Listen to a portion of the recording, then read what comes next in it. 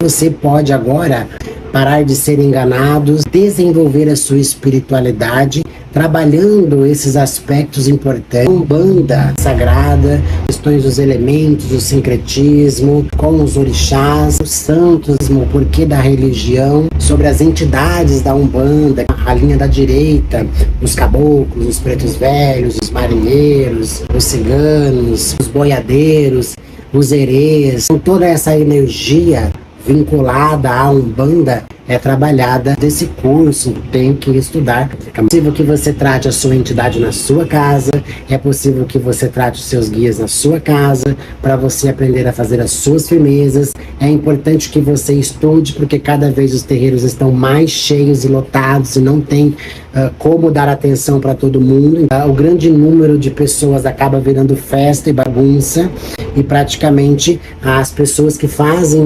leituras, cursos fora, são pessoas que realmente se destacam nos terreiros físicos.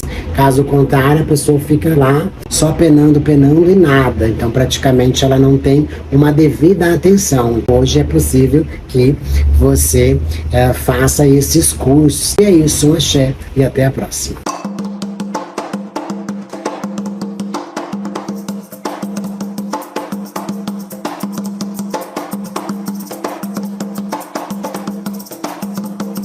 Quebra-ossos. Qual é a sua função no terreiro? Um nome tão assustador, mas ele tem a função de ajudar as pessoas que têm problemas com caveiras, ou seja, que têm quisilas ou que têm até essas entidades ou pactos com elas, um grande aconselhador.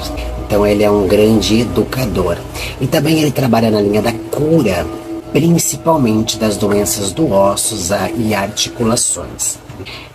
Alguns também trabalham com algumas questões musculares. Na realidade, em todas as encarnações ele foi médico, justamente ele foi estudar medicina. Então, engraçadamente, ele veio acompanhado de outro Exu. O que eu disse que veio dois espíritos, que eu achei muito curioso. Um veio na linha de caveira e um veio submisso a ele. Ele não traz a linhagem dentro das caveiras, mas respondem aos caveiras. Segundo as histórias e os mitos, teve duas encarnações, uma antes do pacto e uma depois.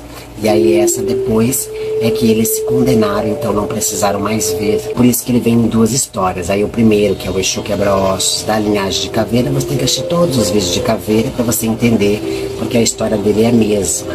Só que ele era o irmão mais novo, era o caçula, e ele era o que mais tinha problemas no osso, devido à quantidade de trigo que ele consumia. Não era bom para a saúde dele. Aí como ele comia, existe uma lenda que conta que ele vem na linha de Xangô. Ele foi só naquela encarnação da agricultura ali, do trigo ali, que comia demais, entendeu? E aí na verdade era um excesso da comida que fazia mal para ele. Então ele começou a atrofiar os ossos. Ele era o mais novo, parecia ser o mais velho, Ele desenvolveu várias doenças antes da morte. Então ele não teve ali uma função muito boa.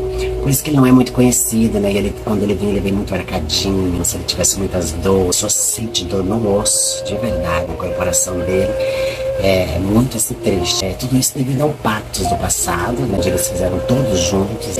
E aí a história do caveira é curioso, Porque o pacto dos caveiras, eles vêm antigo, antes dessa encarnação da história do caveira, Que é quando eles invocaram. Eles são os únicos na época carnais que conseguiram invocar ao mesmo tempo que conseguisse, com todos. Então foi pela família toda. Nisso que as pessoas não contam, que é a primeira história. Nessa história toda, houve uma coisa muito maluca, que é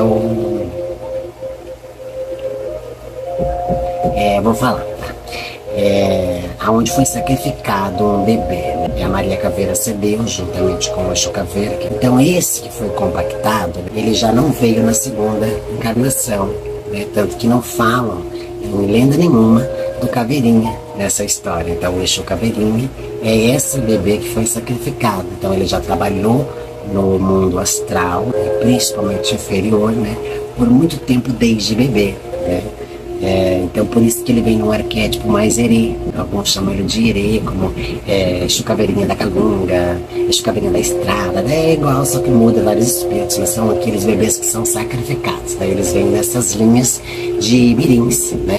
Então o quebra-ossos desse era o problema com ossos, né? E aí por isso que veio espíritos na linhagem dele, né? Porque ele não conseguiu reencarnar mais, mas ele veio com vários espíritos na linhagem dele, devido ao acolhimento de almas, né? Seguindo encarnações para esses espíritos que passassem pela Terra para estudar a questão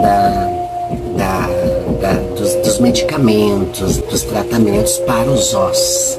Se era possível vincular ferro, né? Então eles vincularam muito ferro nesse processo. E aí se você vê, né, todos colocam talas, antenas, não sei o quê, porque o ferro é a única coisa que ainda liga o osso. E também um material agora genético que eles criaram para simular a cartilagem, principalmente do joelho, onde há os atritos dos ossos ali, porque, né, se você vai ficar tritando o osso, logicamente ele vai evaporar. Se você tem um problema de calcificação, então ele cada vez vai ficar mais fraco. Então o ferro, o metal, ele foi indicado para isso. Só que por isso que as pessoas têm o hábito, pessoas que carregam essa linhagem, de se tatuarem, de colocarem piercings, alargadores, por causa do metal. Então vamos falar então agora da entidade que apareceu junto com o da linhagem do Caveira. Então apareceu o Arcadinho, que até parecia um Egum, que é o Caveira Quebra-Osso, que ele dá a linhagem dos Caveiras. E aí apareceu um outro, mais elegante, alto, bonito,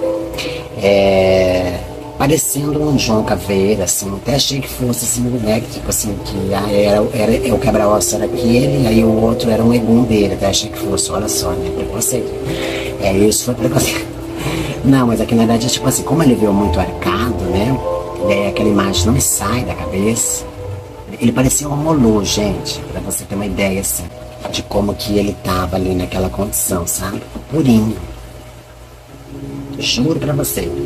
Assim, gente, que coisa, né? Não existe um Exu Quebra-Ossos que não vem na linha de Caveira, mas ele pode se desenhar da linha de Caveira sem problema, não haverá uma quisila, mas pode ser que ele fala que não seja.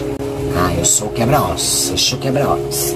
E aí ele pode designar uma outra nomenclatura também, porque daí vai existir várias. Então, por favor, não peça as nomenclaturas, porque daí eu não tenho como contar uma história. Eu teria que partir para um espírito individual, e não é o nosso objetivo. Porque daí vai ter Exu Quebra-Ossos da Calunga, Exu Quebra-Ossos da Cova, Exu Quebra-Ossos Sete Covas, Exu Rei, né, Quebra-Ossos, Exu Quebra-Ossos das Estradas, Exu Quebra-Ossos do Rio, Exu Quebra-Ossos da Mata, entendeu? É tudo igual. Tudo vem na linhagem desse primeiro. Foram todos que trabalharam como médicos experimentais, trabalhando a favor dos caveiras em estudos com os ossos, principalmente os tratamentos que existem sobre isso, sobre como colar um osso, como cicatrizar um osso, como que se inventou o gesso, como que se inventou de paralisar aqui para fazer tal coisa, por que atrofia, por que disso, por que daquilo, qual alimento que faz mal, esse e aquilo. Tudo isso, todas essas pessoas passaram por todas essas evoluções, todos esses estudos científicos para trabalhar com a cura das doenças dos ossos, tudo da doença dos ossos. O que está causando isso na pessoa? Porque o osso de certa pessoa está danificado e o outro não? Porque só desse lado e não desse? Porque está frágil? Porque uns caem um tombo, quebra um braço e o outro cai e não quebra? Qual a diferença? Porque um osso é mais forte que o outro?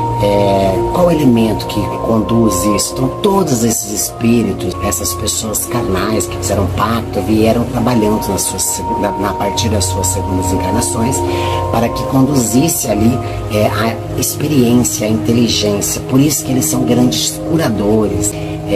Existe até uma falange deles que vem como aqueles médicos, aqueles médiuns espíritas que vêm nessa falange e justamente trabalham em específico aos ossos, uma coisa que um hospital, cada um tem uma coisa. Por exemplo, o Caveira não vai te falar do coração, não é a experiência dele, não é o objetivo dele, cada um tem o seu trabalho. Então ele trabalha numa linha de cura para dores musculares, problemas com articulações, problemas ali até mesmo sanguíneos. Já ele pode exigir sacrifício. O Caveira é o primeiro que exige sacrifícios, e o Caveira é um dos poucos que conseguem, né? Apesar dos filhos não poderem comer, eles pedem o sacrifício de um porco, porque justamente ele está te eliminando uma coisa. Então você vai ter que comer uma determinada coisa daquele porco, uma gordura, uma parte, um pernil, não sei, e é definido isso lá, né, na hora da vibração dele, entendeu? Do que é que você vai comer daquela carne de porco, porque apesar de você não poder comer, por ser uma quizila, então do corte você pode. Então o primeiro espírito foi, né, teve todo um pacto, teve uma vida maravilhosa de rei, de reinado, de muito dinheiro, que é os Exus quebra-ossos. E aí existe uma diferença entre a quimbanda, né, os que descem no candomblé e os que descem tal coisa. Sabe por quê? Porque você pode designar um espírito para várias funções.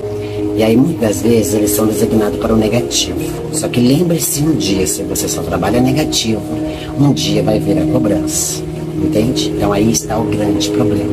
Não pense que Exu Caveira, que toda a linhagem de caveira é só para a morte, para a desgraça, para a briga, peça saúde. Eles são principalmente para a saúde dos ossos, músculos, articulações e sangue.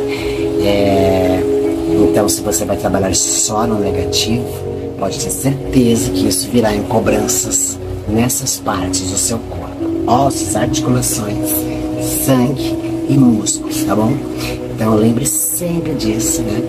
Que daí você vai ter uma percepção melhor da vida e você vai saber lidar melhor com os seus guias.